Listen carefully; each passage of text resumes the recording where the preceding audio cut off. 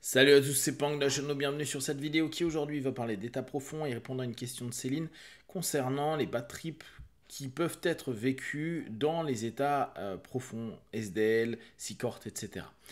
Ça peut sembler parfois contre-intuitif de se dire que en SDL on puisse vivre un mauvais moment, voire carrément partir dans un état où on n'est pas bien du tout, sachant que on vend l'idée que en SDL on est bien, tout s'est apaisé, on est dans une dissolution potentielle de l'ego, du soi, des perceptions, etc. Et qu'on se retrouve dans une zone plutôt agréable. Je vous rappelle qu'initialement cet état était utilisé pour les opérations et donc grosse dissociation, grosse séparation de ce qui se passe en externe vis-à-vis de ce qui se passe en interne. Anesthésie du corps spontanée, sans suggestion, etc. Donc c'est quand même quelque chose d'assez intéressant. N'oubliez pas, dans l'état SDL, la catatonie est un élément essentiel pour valider l'état SDL. Catatonie n'est pas catalepsie, donc c'est vraiment quelque chose qui, au niveau musculaire, est bien spécifique. Maintenant, les bad trips, oui, on peut en avoir quand on utilise l'état SDL dans un travail de psychothérapie. Je fais vraiment une différence entre j'utilise l'état SDL pour la gestion de la douleur, de l'hypnoanalgésie, l'hypnoanesthésie. En général, en SDL, on arrivera en hypnoanesthésie.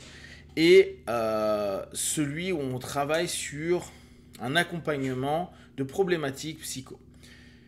Je suis pas de ceux qui pensent que l'état en tant que tel va guérir. Un petit peu comme en hypnose sèche, où je mets simplement mon partenaire en transe sans réellement beaucoup de suggestions, et il ira mieux. On sait que les Russes ont beaucoup travaillé dessus. Il y a quelques retours, mais globalement, sur l'ensemble, c'est pas ce qui est le plus marquant. L'hypnose sèche, c'est-à-dire l'état de transe, n'apporte pas nécessairement par lui-même des solutions.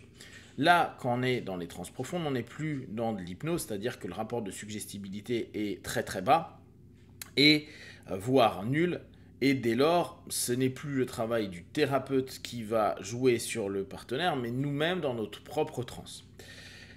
Comme il y a une forme de dissolution à un moment donné de l'ego, on peut avoir la sensation de complètement perdre pied. Quand je dis perdre pied, c'est qu'on peut partir dans une dynamique de se dire je vais travailler sur telle problématique, je sais pas, un stress, une expérience traumatisante, etc.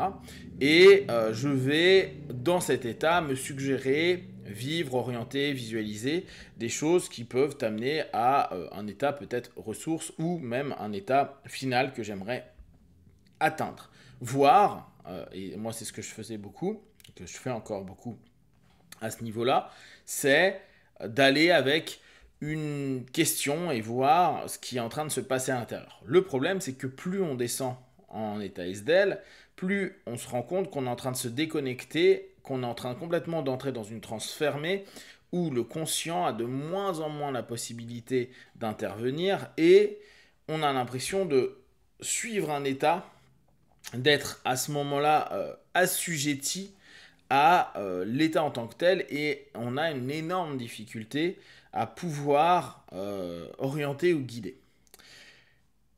Ça, c'est vraiment ennuyant dans le sens où si on veut faire un accompagnement, une hypnothérapie, une hypnoanalyse avec quelqu'un, bah, on sait que ça va pas être hyper utile dans les retours qu'ils vont faire. La plupart du temps, si vous le faites et que vous n'avez pas beaucoup utilisé l'état, vous allez avoir des partenaires qui vont revenir en disant oh, c'était génial, je me sens mieux, je me sens bien, etc. etc. Mais d'un point de vue de l'accompagnement, de ce qui s'est passé, de ce qu'il a ressenti, des modifications du pattern, peut-être même des choses qui ont émergé, bah, il y a réellement une amnésie qui se fait et les gens ne savent pas clairement nous identifier ce qui se passe. Donc la méthode très basique, c'est de faire descendre en SDL, remonter en somnambulique, redescendre en SDL et vous posez l'ensemble de vos questions au niveau somnambulique. Ne laissez pas trop longtemps en SDL, comme ça il part avec une idée, il revient un peu, il repart, il revient, il repart, il revient, etc. Et vous faites dès lors un dialogue possible. Je suis pas moi de ceux qui pensent que, par exemple comme dans le protocole Simpson, les signaux sont forcément des choses intéressantes. tout simplement parce que d'entrée, je suis pas dans une dynamique à penser que le subconscient / inconscient est tout puissant ou qu'il y a un supraconscient qui puisse tout faire et tout permettre. Et le oui-non, j'ai jamais été hyper fan. On peut revenir sur ce que j'avais dit par rapport à la différence qui a été créée avec Chick et le Cron à l'époque, qui ont fait 4 éléments de signaux et pas que 2, pas que oui-non. Et dans un travail d'accompagnement où on a de la verbalisation, pour moi, c'est pas optimal. En tout cas, qu'est-ce qui peut emmener des bad trips? Partir avec des éléments où déjà on est dans des états tout pourris et on veut des questions, où on veut de l'apaisement, où on veut trouver quelque chose. Partir dans cet état-là avec une intention de questionnement, de recherche, d'étude, de travail, et avec une habitude de travailler au niveau SDL. Là, moi, je fais de l'SDL tous les jours depuis des années. Ça fait partie de mes routines d'auto-hypnose. Je passe toujours un moment dans les états profonds pour faire des tests pour plein d'éléments. Donc, quand on commence à s'habituer à avoir cet élément d'aller régulièrement en SDL, on peut un petit peu mieux maîtriser ce dialogue à l'intérieur et donc avoir un peu moins de dissolution du soi et poser des questions. Et moi, ce qui m'intéressait, c'était me dire, si je suis à un état plus profond, entre guillemets, bien sûr, la notion de profondeur, on va dire plus déséquilibré, et donc que le subconscient a plus la place, je vais peut-être trouver, comprendre, percevoir, entendre des choses à l'intérieur de moi, avoir des indices pour des problématiques que j'ai ou des éléments que je suis en train d'avancer. Le problème, c'est que parfois, quand on descend et que on commence à avoir des indices, on peut avoir la sensation de ne plus être capable de remonter, c'est-à-dire de plus être capable d'émerger immédiatement, et donc l'ensemble des informations qui parfois sont ultra négatives ou nous ramènent à des périodes, on peut avoir des régressions, on peut avoir des sensations corporelles ultra désagréables ou des associations qui sont pas cool du tout, qui nous ramènent dans des émotions, tristesse, peur, etc. On va le prendre de plein fouet, tout en n'étant pas réellement capable de l'idée de s'orienter pour re-émerger, et donc on se prend pendant un laps de temps un ensemble d'éléments hyper désagréables qui est lié à l'intention et à l'orientation qu'on a eue, et notre maîtrise entre guillemets de l'ESDEL à ce moment-là trouve ses limites parce qu'on arrive à avoir un peu d'interaction, très peu, c'est pas énormissime, des éléments qui parfois sont ultra intéressants, mais qui nous mettent pas forcément bien, mais qui peuvent commencer à donner des indices, des éléments ou des choses à bosser plus avec de la suggestion, sauf qu'on n'est plus apte à avoir vraiment beaucoup de suggestions, donc on a un peu l'info, on sait en plus que si on remonte pas vite, on risque d'oublier cette info, donc on tape quelque chose de pas cool, ça nous fait pas du bien, mais on peut pas émerger facilement parce qu'on est en état SDL, et qu'on n'arrive pas consciemment à nous faire nous-mêmes nous émerger.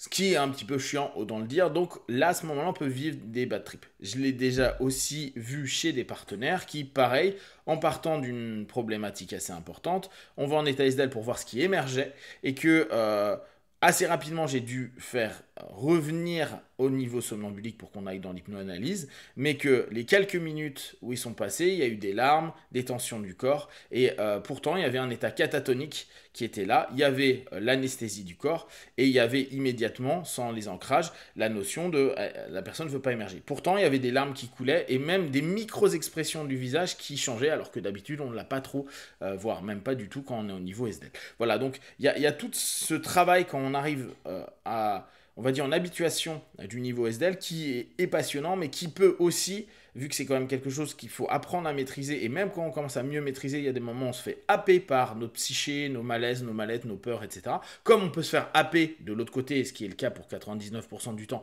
dans quelque chose de neutre, d'apaisant et de cool, là, on va avoir cette notion où on est happé dans l'inverse, dans le négatif, et on vit la même chose que ce qu'on vit en positif, mais en négatif, donc on se le prend en pleine balle, et si on n'arrive pas à émerger rapidement, ou si l'opérateur ne nous le fait pas émerger rapidement, on vit quand même un truc qui est pas cool, et on revient avec plus ou moins de mémoire dessus. Parfois c'est très clair, ça dépend le temps qu'on est resté, parfois moins clair, et alors on s'est tapé un bad trip, on n'a pas de réponse, on n'a pas d'indice, et on se dit c'était pas sympa. Voilà, c'est un peu une des façons de vivre les bad trips en état SDL, C-Cort, etc., etc. Si vous avez des questions et des remarques, vous les partagez sur Facebook, YouTube, j'y répondrai le plus rapidement possible, et comme d'habitude, de tout ce que je propose, ne prenez que ce qui est bon et juste pour vous. Testez, observez, analysez et concluez. Be one, ciao.